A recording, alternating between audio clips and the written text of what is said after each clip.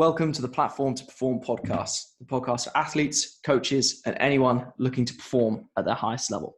If performance is your goal, we aim to provide you with a platform to perform. I'm your host, as always, Todd Davidson, and on episode 19 of the Platform to Perform podcast, I have Andy Bruce of ACB Coaching and co-founder of Statera. How are you doing today, Andy?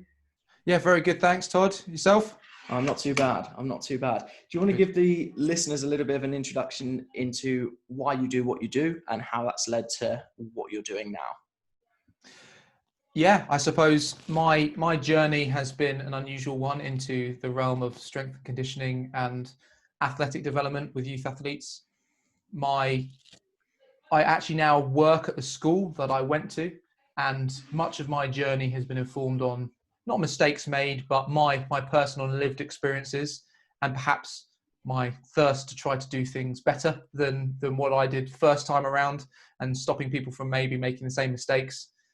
We all find it difficult to sometimes take advice from other people, and I like the idea of being able to help people before they fall into a trap of making a mistake that might have easily been avoided. And I suppose that's what coaching is, trying to help somebody get to where they want to go a little bit quicker than they otherwise might have done without that help along the way. Very nice. And for those listeners who've never heard of Statera, do you want to give a little bit of introduction to what that is and how that came about? Yeah, so Statera is a new baby, I suppose, that I've been working on with my co-founder, Stephen, who does all the development and the magic behind the scenes. Working in a school environment, it can be quite chaotic, and trying to get a grasp on what on earth is actually going on with the kids in terms of their athletic development and their training load and their commitments to extracurricular activities. Again, I work at an independent school, so they have a wide range of extracurricular engagements that they can partake in, and it can be very difficult to measure or even understand what's going on. I think some of them perhaps are overloaded, some are underloaded, and Statera was born as a tool in which we can sort of bring all athlete stakeholders around the table, looking at the same data, to be able to start to have meaningful conversations about how we manage this problem. Because we're asking more and more of that generation, and we have a responsibility to them if we're going to ask all these things, that they're realistic and achievable. So it's an athlete education tool, an athlete stakeholder tool, more than anything, versus some sort of magic 8 ball that's going to tell you when a kid is going to get injured based on how much training they've done and how they're performing, or when they're going to peak for a certain thing. It can be used for those, but it's more a tool for athlete stakeholders to discuss an open and honest platform, seeing the same thing. We all have these different perspectives. So that's kind of why Statera, in a rather long-winded answer, I suppose. No, I like that. And in terms of athlete education, what do you think is missing, whether it's from strength and conditioning, whether it's from PE, whether it's just from a school wellness perspective? What do you think is missing in terms of the education you're trying to provide with Statera versus, I suppose, the gap that's not being filled, if you will? That's a really interesting question. I think when we look at what's happened recently with COVID-19 and how we've all been locked down into isolation, one of the goals of most athlete or people who work with athletes, they all want them to sort of love sport, be physically active for the rest of their life, and run off into the distance happy and able to engage in whatever they choose to do. A big part of that is, and something I come across working with most athletes, more recreational endurance athletes actually than anything else, is trying to understand this balance. We've only got so much time and resources that we can give to anything we do. And people often don't think that perhaps, stresses from work or family or relationships might impact our training in the way that they actually do. So it's trying to create this breadth of data to understand the lay of the land before we start to make a decision where we dive down into the depth of the data. So you might have a power meter on your bicycle, and that can tell you, every pedal stroke you do in a 3-hour session. But if you're having a major stonking argument with your girlfriend or your wife at the time, your kids are driving you mad, and your boss is on your back, your training somewhat pales into insignificance as well. And I think most kids will go to an environment where, if they are engaging in sport, will have to balance these and spin these plates together. So that's the key thing, understanding that kind of stress is cumulative, and it's like a bit like a bathtub. We can't escape it, and we sit within our own bathtub of stress, whatever it might look like, and we need to learn how to manage that, versus it being this, you just need to know X, Y, Z about training in order to enjoy physical activity for the rest of your life. Yeah, and I suppose there's almost an oversimplification from most people where, for example, you'd look at the training and then all of a sudden, for example, you get around exam period. I think I'm going to butcher the pronunciation, but Milwaukee found that around exam period, athletes get injured more, sleep is poorer.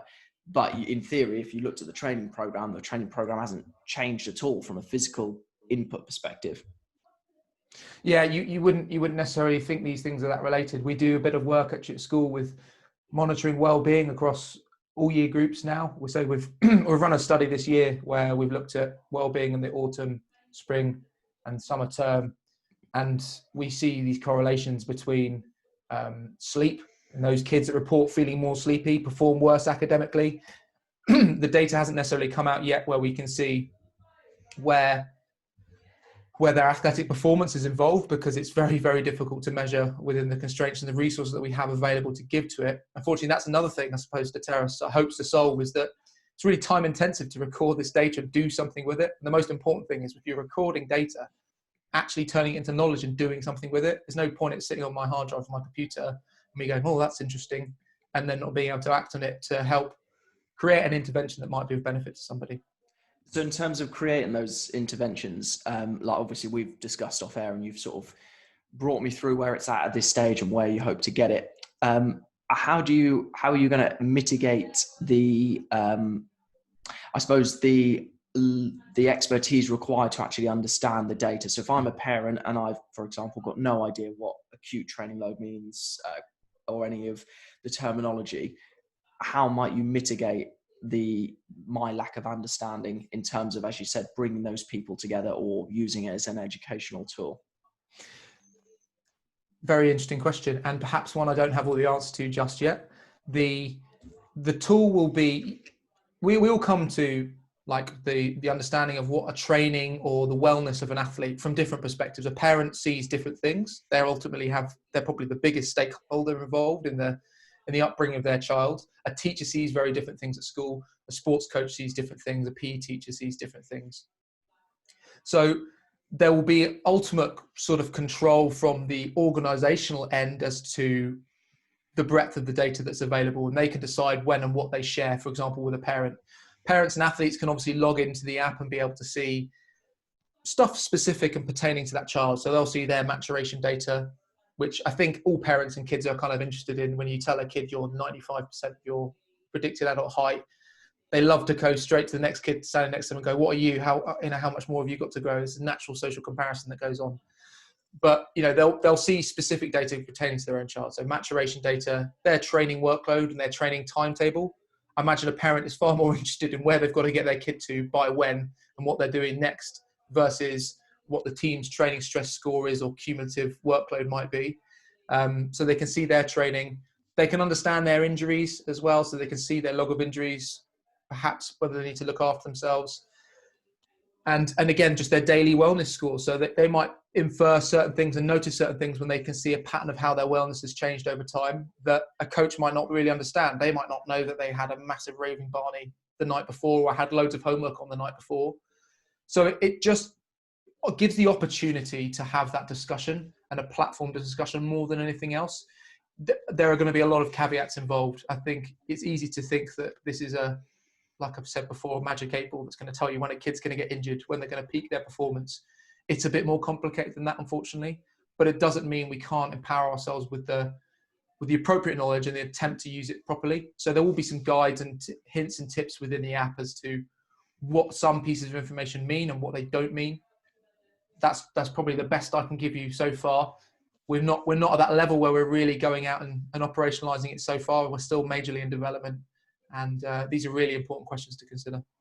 And in terms of going back to what you said previously about your work with your school and measuring wellness, what kind of metrics were factored into that out of interest?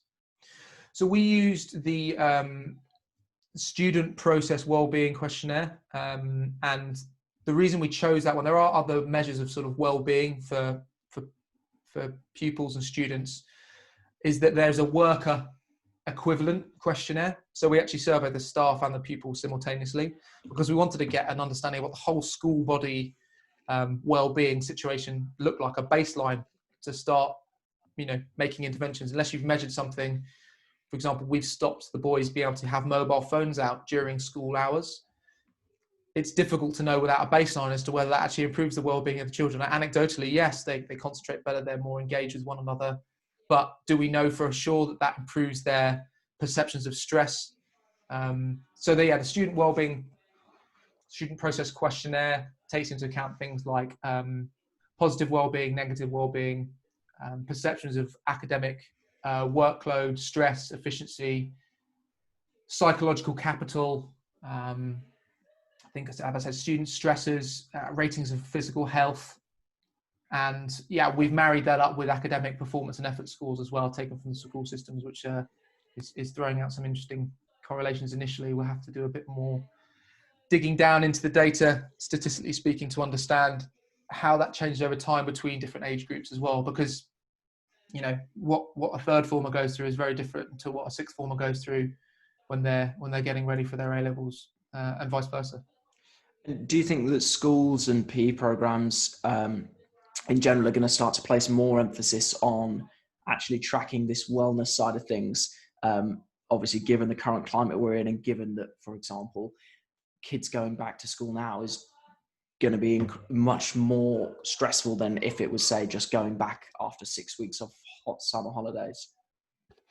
I think there has been a trend in general towards well-being. We're starting to see these challenges to mental health of children across the board. Not to demonize technology, it can be a really useful tool in education and improving the wellness of certain kids. Just look at the number of mindfulness apps and well-being apps that there are out there coming out the woodwork, essentially. So there's been a general trend towards it, I think, because the world is changing and our expectations of what you need to be able to do, and the efficacy of technology to be able to kind of distract and intervene in your life as well is improving all the time. I'm not sure there's a person out there that owns a mobile phone that hasn't, maybe not even aware of it, found themselves just being absorbed into these devices because they're so well designed to do so.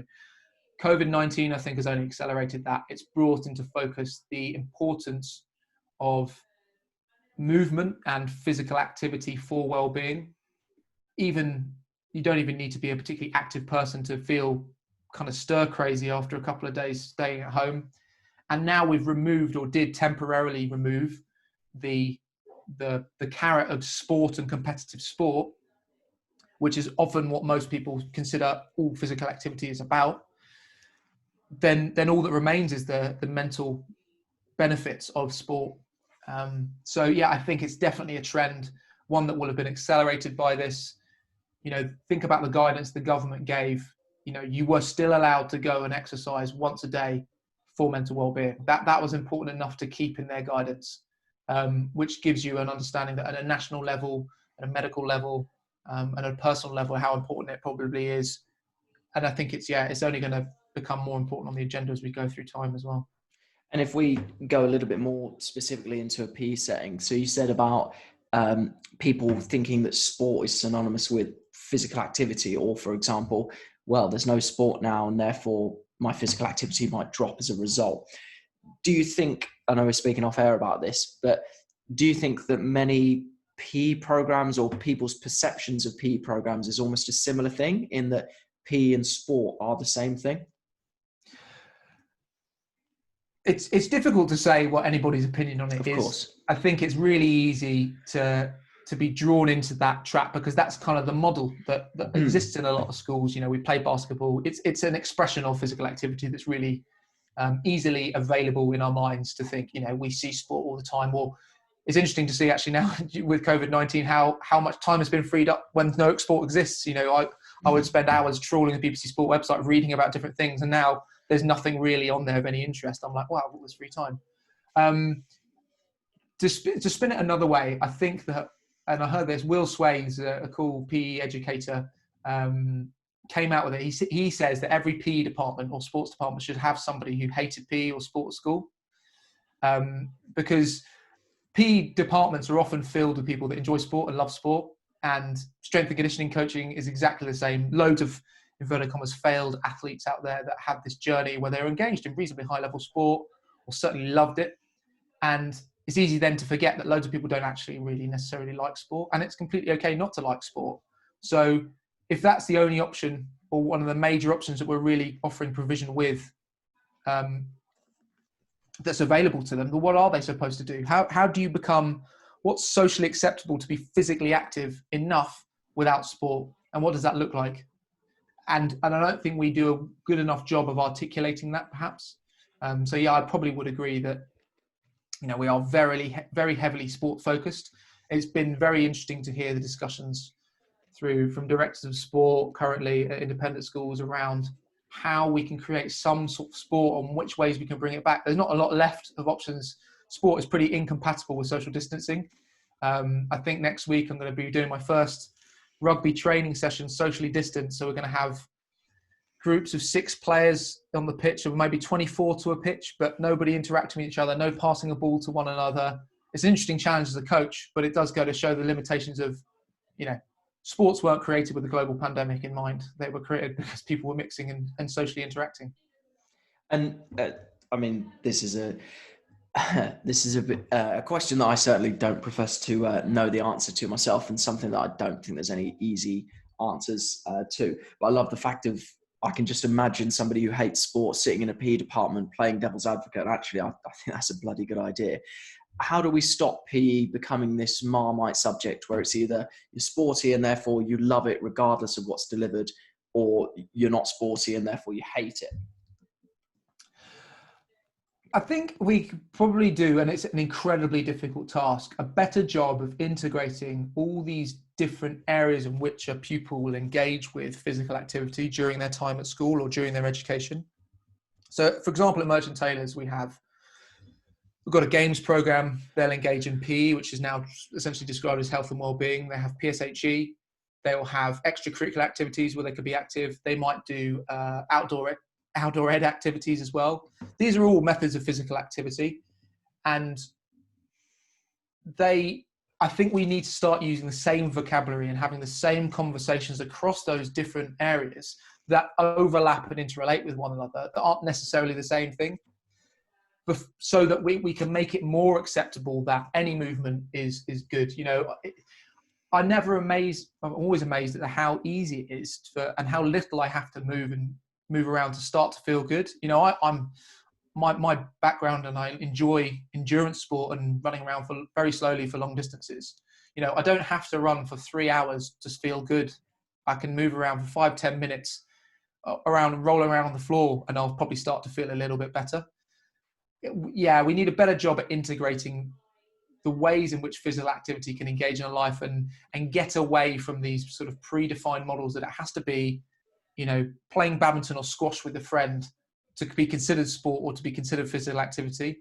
Just having it interwoven a bit more seamlessly in our lives will be a huge step, and actually an acceptance and a promotion of that, and a rewarding that and recognizing that whenever we see it, because I don't think we necessarily do. There'll be kids at school who are perfectly physically active. They might walk 45 minutes to an hour a day backwards and forwards to school, and have physical activity integrated in loads of different ways, but not be a keen athlete.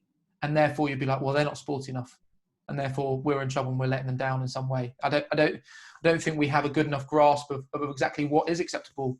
And that's the individualization issue, isn't it? When you're trying to plan for a group or a population of people, say at a school level, it's difficult to create a system that's flexible enough to take into account individualization, which is a key principle of any training. It's got to be appropriate to that person.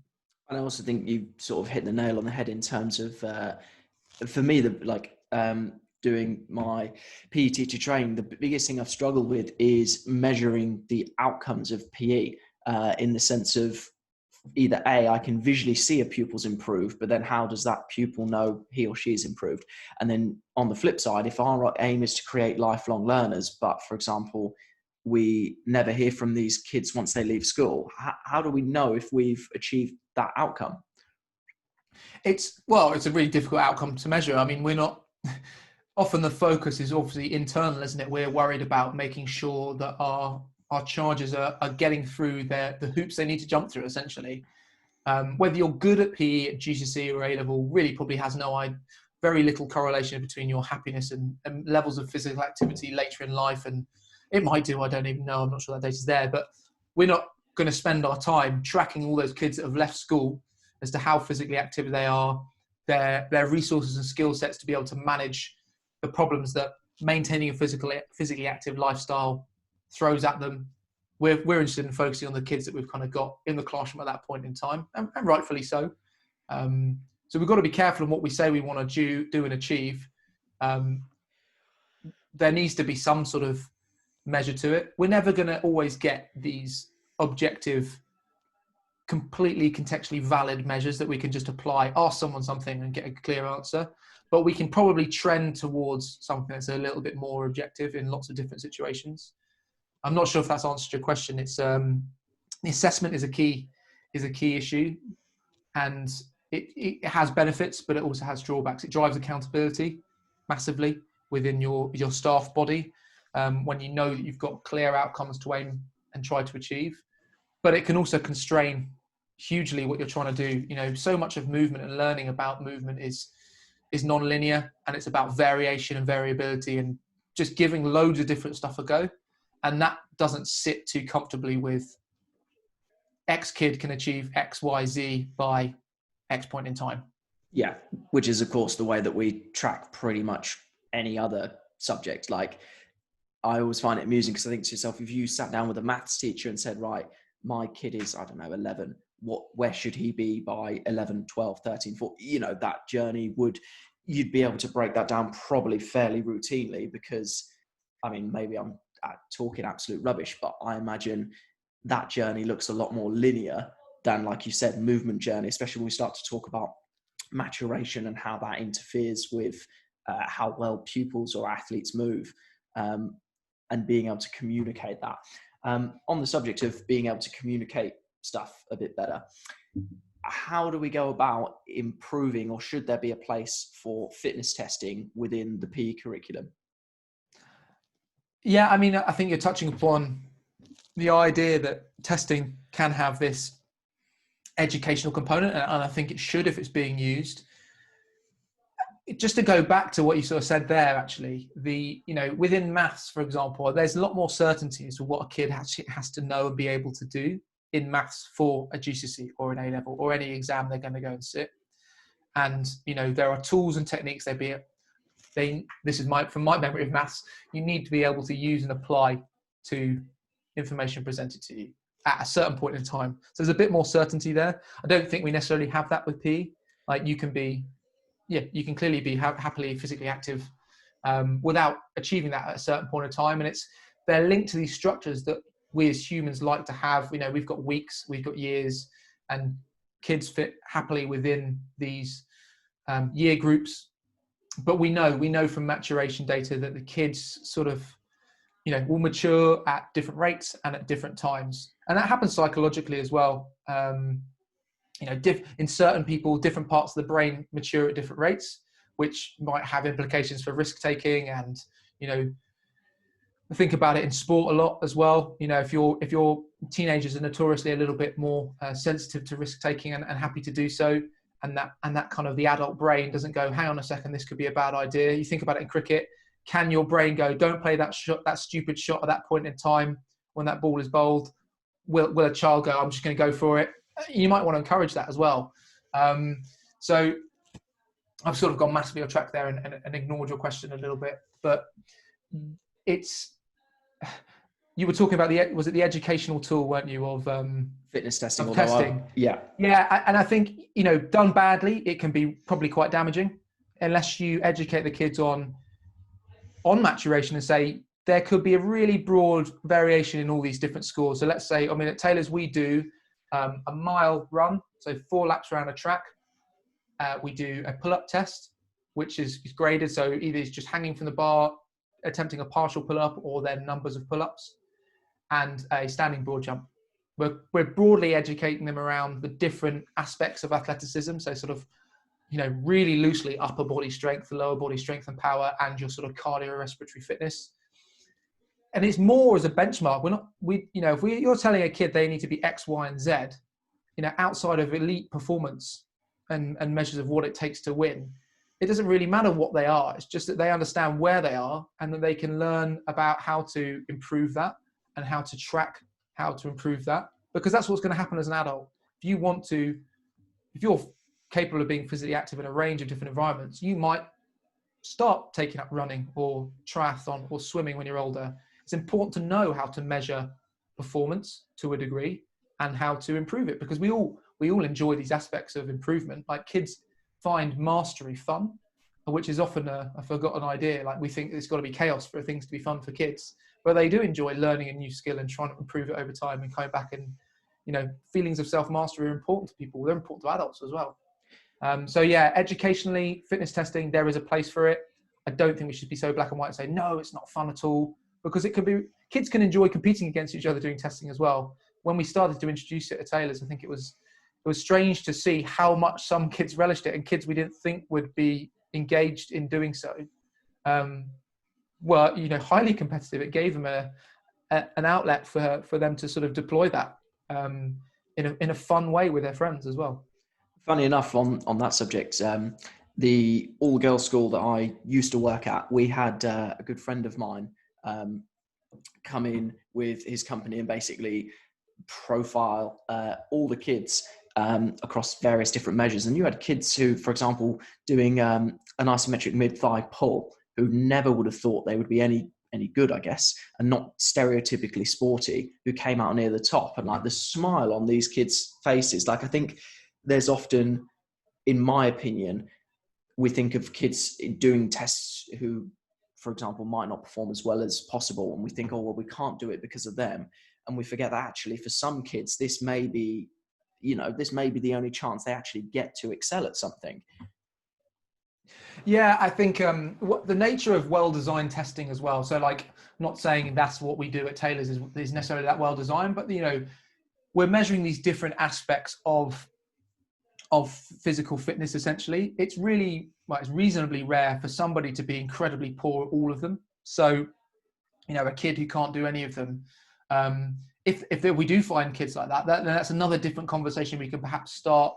If a kid can't hold onto a bar for 5 seconds, can't get around a mile run in 15 minutes, and can't jump their body height or even half their body height in distance, that would suggest there's probably some more significant work that might want to be concentrated and focused on, whilst there's not a window of opportunity, but while there is, it's easier to probably get some changes out of it than once you're into adulthood. I mean, we know, I work with obesity and eating disorders in another aspect of the work that I do.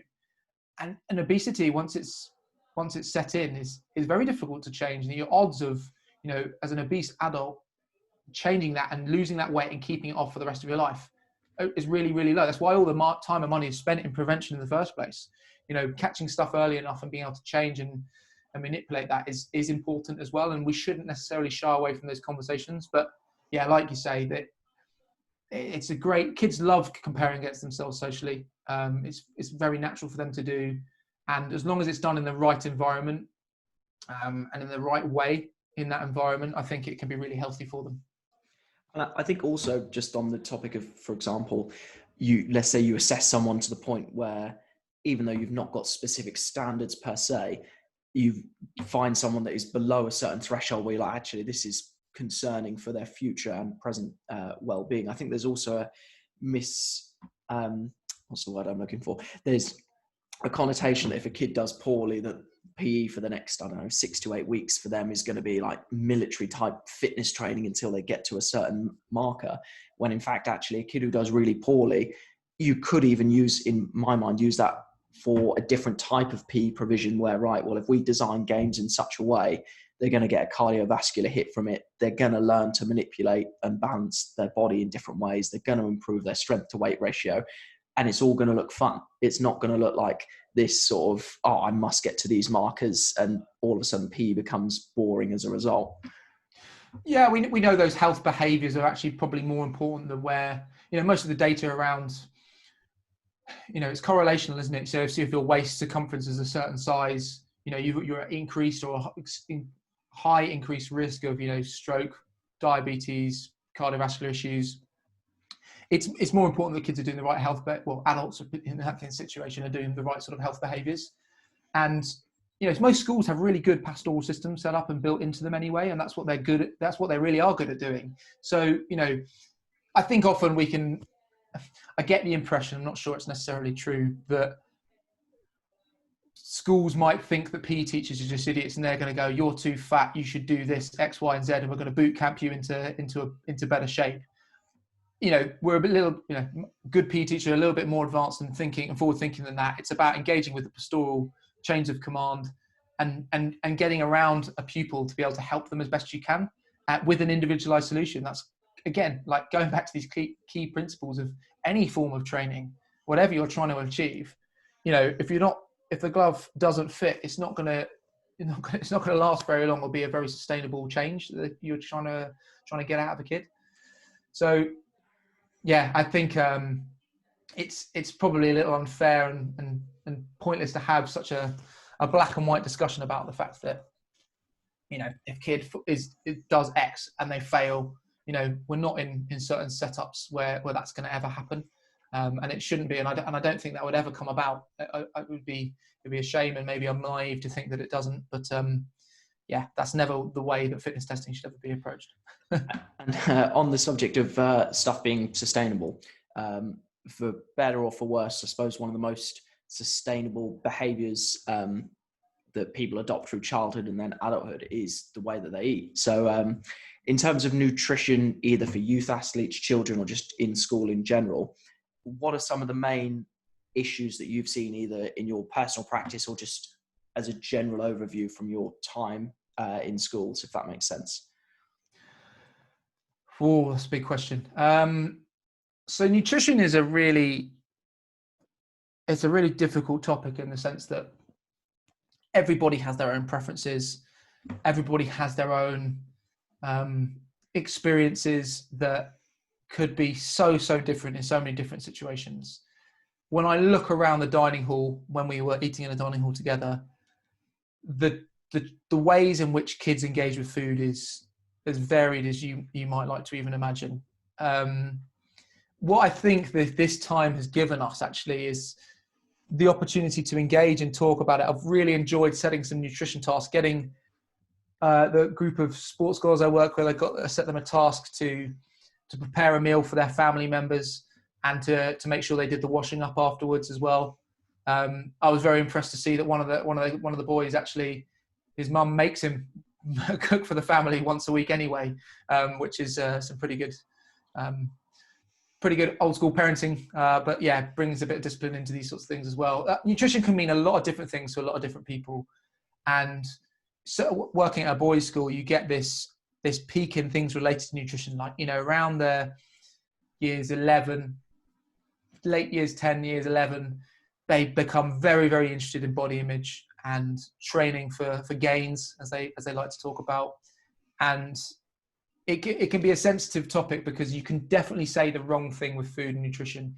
We need to really make sure we're operating within our scope of practice and that we're not saying the wrong thing, because whilst it will never be the cause of something more negative, it can be a precipitator of that. So saying the wrong thing at the wrong time can really stick in a kid's head, or any person's head actually, and be latched onto and interpreted inappropriately. And we've got to be very, very careful in the way we do that.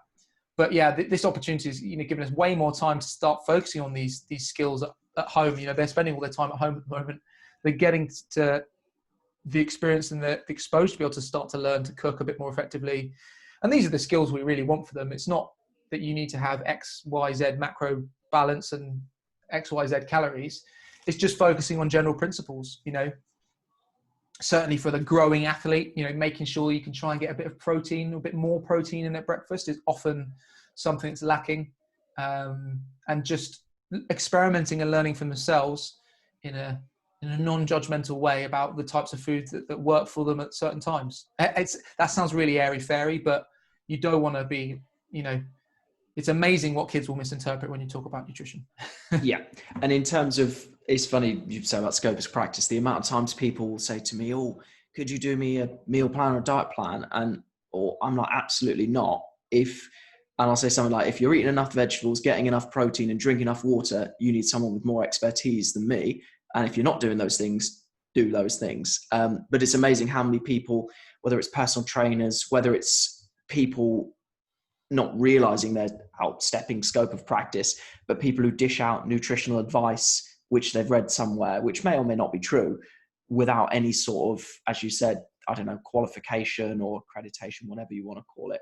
What are some sort of, I suppose, good practices in terms of your language you use and bad practices when it comes to either being around children, whether you're a strength and conditioning coach, PE teacher, parent, etc., and some bad examples, if that makes sense?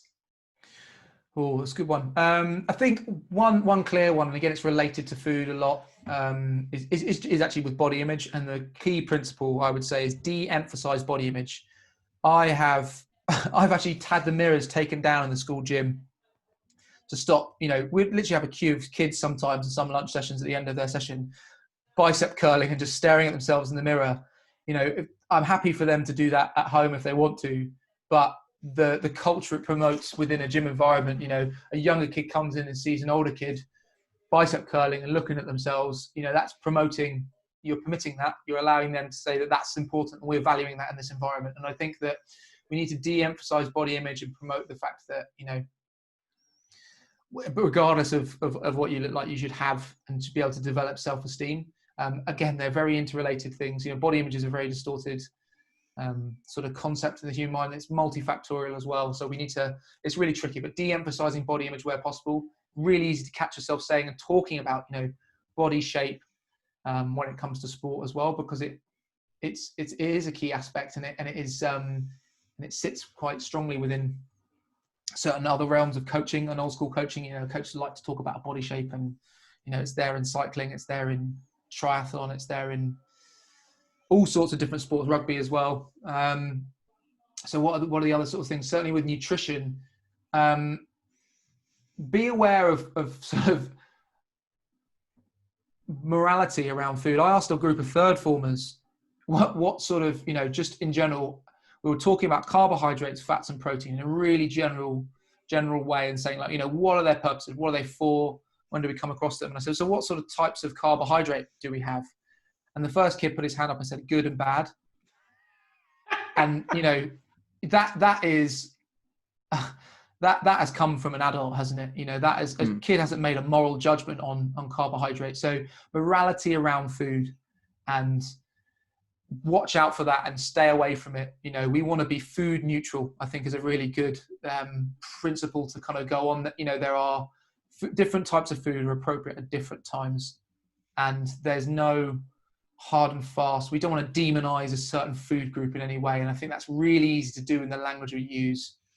Even with the word healthy, what the hell does healthy mean in a certain context? It's such an easy word to drop into a sentence. It's something that we're trying to talk about something that's broadly helpful and positive for that individual, or productive for that individual, versus, it's linked morally to things as well. So we need to avoid those moralistic judgments of food, try and stay food neutrality is a good one, and de-emphasizing body image are the two answers I'd sort of give you there to look for first. It's funny, really, because when you say the word healthy, like if you look at the Association for PE's latest outcome poster for what PE should be working towards, I think it's great that it's starting to look at PE in more of a holistic manner rather than just a physical or technical or success within a sporting realm. But my one criticism, I suppose, is similar to you using the word healthy there. Like, there's a lot of stuff around resilience and well-being, which I think is great. But my issue is that, for example, if you were to lead a session on resilience and I was to lead a session on resilience, and say an old school boxing coach was to read about a session on resilience, those sessions would look like different things, because we've all got our own interpretations of what, for example, words like healthy mean, words like resilience mean. And I think that's dangerous territory when there's no sort of caveat of, when I say this, I mean this. You might have your own interpretation, but this is, what I'm working towards, as it were. Do you also think, you mentioned about working in a boys' school. I obviously had experience in an all-girls school.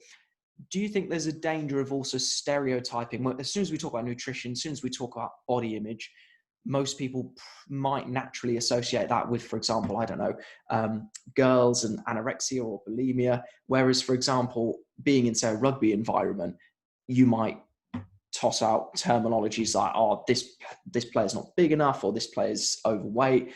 And it's almost brought under the sort of, it can sometimes be talked about as banter rather than stuff that, for example, might actually not be best practice. So, for example, I remember we were at a conference and another practitioner was talking about weighing all the players in front of everybody, and you immediately said, like, that's not good practice. But we sort of forget about any sort of body image issues as soon as we're talking about male athletes. Yeah, it's a really complicated topic. I think in a professional environment, it is slightly different, but in most of these discussions, food is highly personal to us.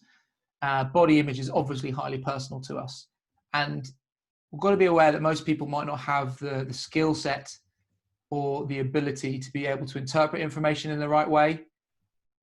And, you know, working with clients with eating disorders, for example, you know, a Fitbit might be appropriate to one person, you know, if that's helping them improve their number of steps a day. If they generally want to increase their activity, that's a cool tool to use because it gives you little prompts and it tells you, well done when you're doing it. It gives you encouragement and it says, maybe you want to move a little bit more now. You've been sitting around for a little while. But to somebody who has issues around compulsive exercise, that's the least appropriate thing you could ever imagine. That is only going to perpetuate and promote really unhelpful and damaging thought processes in that person. It's really easy to think that, well, you're talking essentially about really clearly defined vocabulary and what something is and what something isn't. And I was actually chatting with Dave Hembrough the other day, and he was talking about how certain kids might not actually be very good at defining, you know, discussing things like what's a good friend look like, and it's quite hard for them to define what a good friend is. But when you ask them the other way around, what isn't a good friend, you know, someone might have had experiences of what that doesn't look like, and that maybe brings them closer to a picture and understanding and a definition of what they're talking about. So just be aware that all these different stages of development, we have a different skill set and a different ability to interpret different information. You know, what you feel standing on a weight scale in front of your mates might be extremely different to what everybody else feels and thinks. And we just want to keep those conversations in a safer place, probably, because they can become, you know, lots of eating disorders as well. And these issues come from behaviors that are positive in their intention in the first place, and then they change into something else. You know, I started to, you know, go for a run every time I ate a certain amount of food. And, you know, that was good because it maintained my weight for a little while, but then it becomes something different and it becomes uncontrollable. And that's obviously not the cause. So you just got to be super careful with those types of environments and what we're doing with them. And that's a big problem for growth and maturation. If we're saying we need to, with youth athletes, we need to take their weight and record their height, you know, it's really difficult to probably be able to do that safely in a group setting. I think force platforms are probably a really good solution for it, because the second they stand on it to do a counter movement jump or whatever, you've essentially got their weight without them knowing about it, and no one has to see what that weight is. And it can be used for the purposes of maturation and understanding where they sit on their growth curves, versus it going, this is what your weight is. You really got to be difficult and careful not to promote any sorts of thoughts or feelings about what's going on when you read that sort of information, because you have no idea how it will be interpreted. And it's funny you say that as well, because I think there is also a danger of thinking that your adult understanding or your current understanding of what, for example, we might say, well, weight, it's just a number. It doesn't, like I always say to people when they say, I want to lose weight, I'm like, well, unless you're in a weight making sport, you probably mean you want to lose fat. Because I could, for example, I've done it before. I'm not saying it's best practice, but I've lost, 9 pounds in the space of 24 hours for a meet. Felt like crap. Certainly wouldn't advise it. But on that day, I managed to make the weight.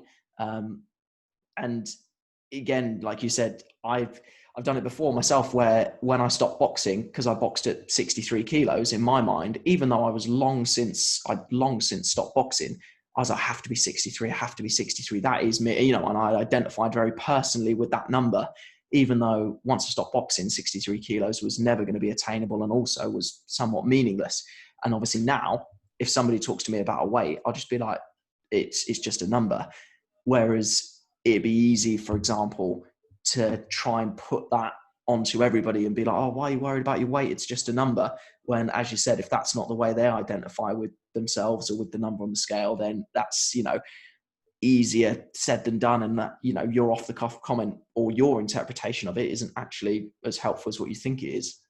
100%. I think it's an interesting exercise. Again, not suggesting you perhaps do it with the current conversation in mind, but if you were to ask a whole room of people what that number in their head was around their weight, it will be very, very different across the entire group of people. But most people will have a number in their head, and when you scratch beneath the surface, it will probably link back to another point in time in their life that might be completely unrealistic. Like people's numbers, like, you know, you speak to a 50, 60-year-old person, you know, they might have a number in their head that was related to when they were 20. And it's like, well, your body is completely different now.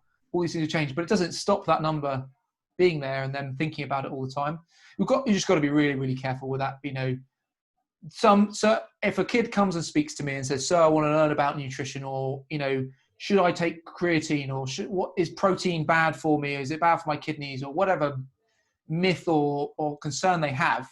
It's important to have that conversation in an appropriate environment. If I feel like I've got something valid and sensible to say to them and some considerations for them to go away with, I'm not going to do that in front of everybody. You know, that's going to be a conversation at the end of the session, and say, you know, and try and understand why they want to know about that is probably more important than going, yeah, creatine is shown to be effective at XYZ. Take it. It's great for you. You know, like, that's not helpful for them.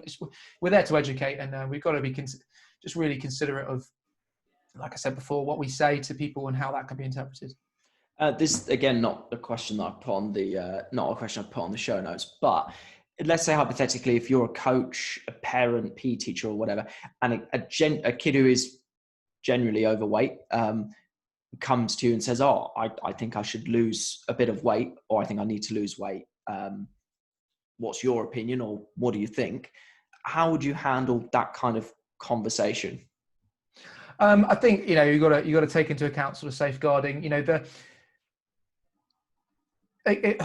being overweight, or people who are overweight, should I say, the reasons for that are a myriad and multifactorial. It's about understanding essentially all the things that contribute to that situation, and understanding what skills and resources that person has to be able to navigate that environment.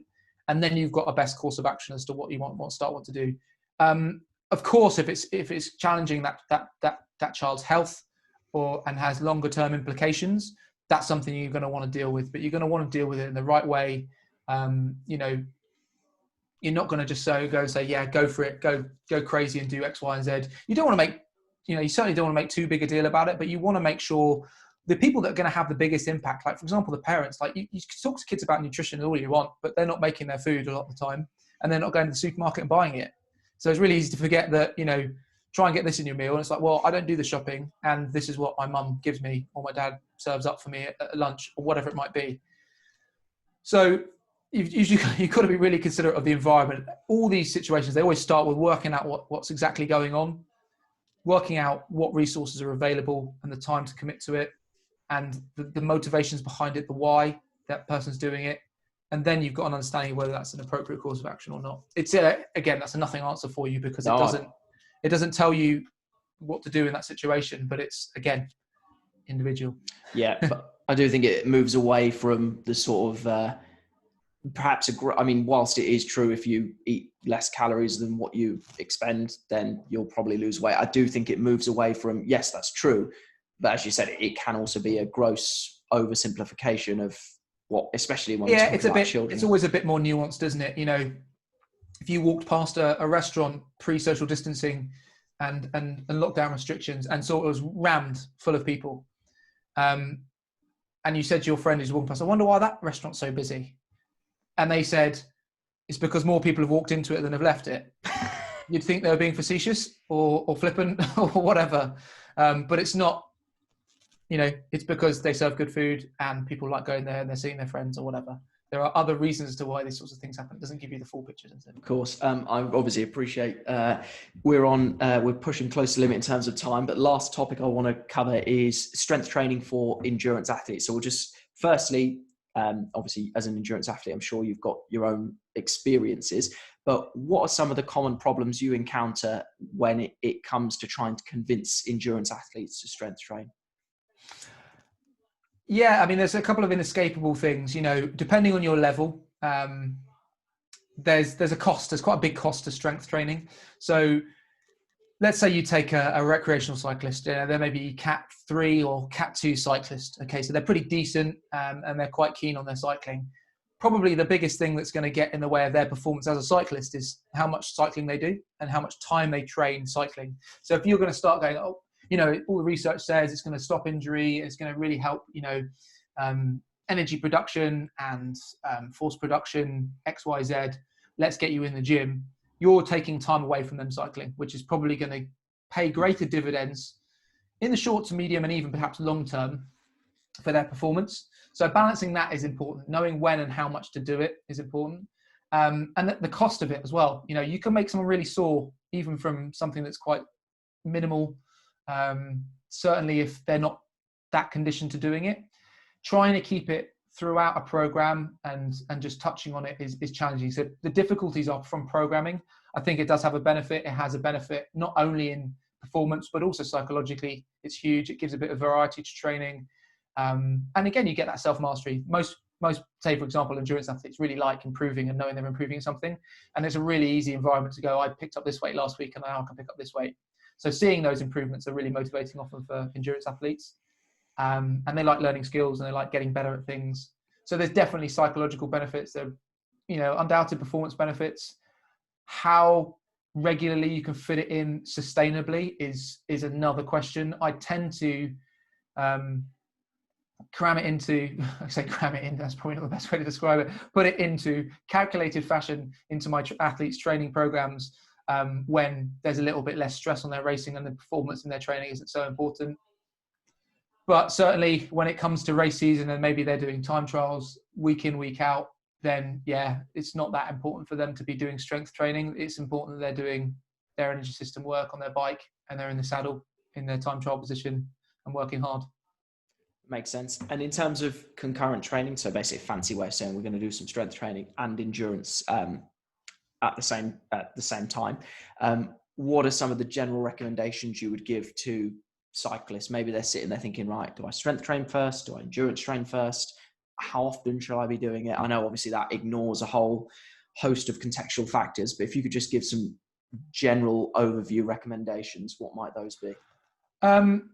Yeah, it's really interesting. People start talking about these nuances of like programming timing. And I think it's just more important that you're doing any strength training at all. Like if you're not doing any and you think there's a valid reason for why you should do some, it does not matter when you do it. Just get it done whenever your program allows you to do it. In general, you want it kind of as far away from the endurance type training as possible, because we know there to be interference effects perhaps and differential interference effects. I think you are missing the wood from the trees if you're worried about whether it goes slightly before or slightly after. Personally, if you can measure performance to that level of accuracy and tell me that this works better before or after in your individual athlete, then power to you. Put it when you see fit. But getting it in at all is probably far, far more important than the precise timing of it. But in general, let's keep them a little bit far away, because personal experience, and this is not from any research papers I've read, it sucks when you're really tired trying to do strength training and vice versa. If I've done a high running week or loads of training, trying to add strength training, and I probably feel pretty crappy and tired, and it's a bit of a drag. So in general, as far away from possible when they're feeling fresh, motivated to do so. But if you can't do that, then just get it in if you think it's valid. Perfect. And I've only got 2 more questions left just because I'm conscious of time. The first one is, if you could spend time with any coach observing them with their athletes, who would it be and why? Oh my God, sprung that one on me. Who would it be and why? Any coach? I've only watched him present a couple of times. I think I'm a massive fan of Dan John. I think that's a really boring answer to give, but yeah, he's funny, and I think you pick up so many different cues that I've stolen from him in the past on certain things. So I'd love to watch him coach for a little while, and I'd like to see. And his work isn't something I really integrate or think about that much, but someone like Franz Bosch on the ground working with athletes, I'd like to see that and what that actually looks like, just from a point of interest. But yeah, probably because think I'd get more out of it. Probably Dan John. I don't know. Yeah. No, I reference Dan John probably more than anyone on this podcast, so I think that's a solid answer. And final one: where can people go to find out more about you and the work you do, as well as your co-founding with Statera? Yeah. So I mean, both are on. ACB Coaching is on Facebook. It's acbcoaching.com. That's kind of me, my S&C stuff, a couple of blogs on PE and things like that, and my thoughts on physical activity, and all the eating disorder related stuff as well. And if you want to look at Statera, it's statera.uk, statera.uk. And there's a website there just explaining sort of what we're doing, and a couple of blogs and a bit of news. We're hoping, and again, I say we hope, big word, hope leads to inaction, but we're hoping we're going to be able to have something that's vaguely tangible by September. So stay posted, go and sign up to the newsletter there. I really haven't sent an email yet with a newsletter. I'm only going to send people emails when we actually have some news to tell. But I'll filter in some basic news on our Facebook group for Statera as well. So just search Statera or ACB Coaching, and hopefully, I think there's lots of energy companies called Statera. So statera.uk is probably the easiest way to get to us. Perfect. Right. I will let you go there, mate, because I know you've got some online calls to make, but thank you very much for your time. Yeah, no worries at all. Really enjoyed it. Hopefully you didn't get too rambly. I think we covered a lot of diverse topics there. So maybe even if it wasn't for everybody, there was a little bit of something for anyone in there. I think those range of topics will definitely appeal to a wide variety of listeners. So thanks so much. Fantastic. Speak to you soon, Todd. See you later, Andy. Thank you very much. Bye. So thank you for listening to the Platform to Perform podcast with myself, Todd Davidson, and today's guest, Andy Bruce. If you want to check out more of Platform to Perform content, then you can head over to my website, www.p2pcoaching.co.uk. And if you feel you're in a position to support the podcast, head over to www.patreon.com/Todd Davidson P2P Coaching, where subscribing will give you unlimited access to all my educational content in relation to strength and conditioning, all the programs that I've designed to help keep people sane through lockdown, and all of my calisthenics kids lessons, where we aim to improve strength, confidence, and movement skill in children using bodyweight training. Thank you very much for listening, and I'll catch you again in the next episode.